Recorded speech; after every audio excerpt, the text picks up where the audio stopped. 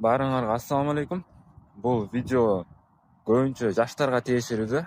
Анткени Инстаграмды карап отура берсең, көп айтып чыгат турбайбы? Кыз жигиттин ортосунда мамиленичи, кыз кандай кыз керек, анан кыз сүйүп калса кандай кыз керек, бала кандай кыз керек депчи.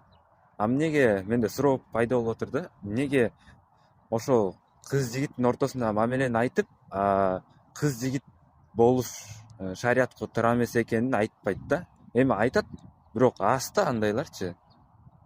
Мындай шариятка туура эмес ишти көп айтабыз да негизи бизчи. Ошо кыз жигит болгонго болбойт экен деп мындай көбүрөөк айтсак болбойбу дейм да. Баардыгы эле кыз жигит деп калсаңар го. Силер билбейсиңер да, кыз жигит болуп сүйлөшүп жүргөндө кыздын ою кандай, баланын ою кандайчы.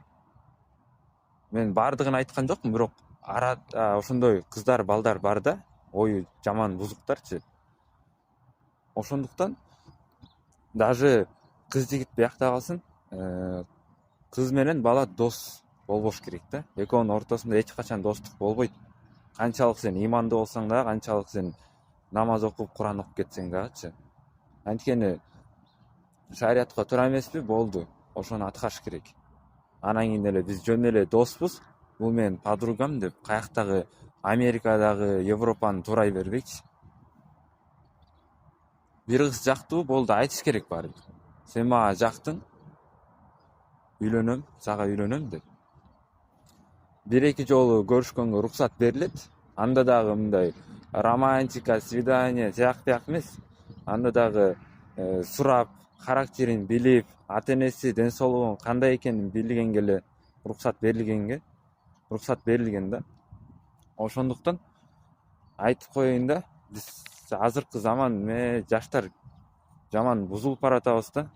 Каяктагы бир аниме, драма, Европа, Американы көрүп алып эле ошол жакта туурапчы. Тренд деп Россияны туурап чыктык, анан кийин мына бир ай мурун болду. Канча убакыт өтүп кетти. Базовый минимум деп. Ой, каякта базовый минимум? Биздин пайгамбарыбыз саллаллаху алейхи вассалам не деп айтты эле? Кыздын калыңы канча арзан болсо, ошончолук жакшы деп.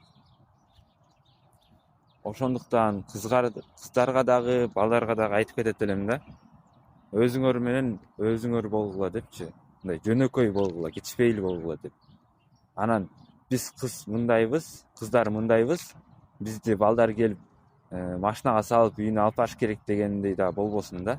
Балдарга дагы айтып кетейин. Кыз менен сүйлөшкөндө жакшы ниет менен сүйлөшкүлө. Үйлөнөм деп. Анан колдонуп таштап кетем деген ал вообще эле болбойт. Ал уят, шерменде.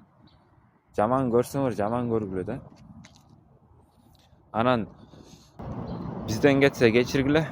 Кудай деген коргалбайт. Ассаламу алейкум.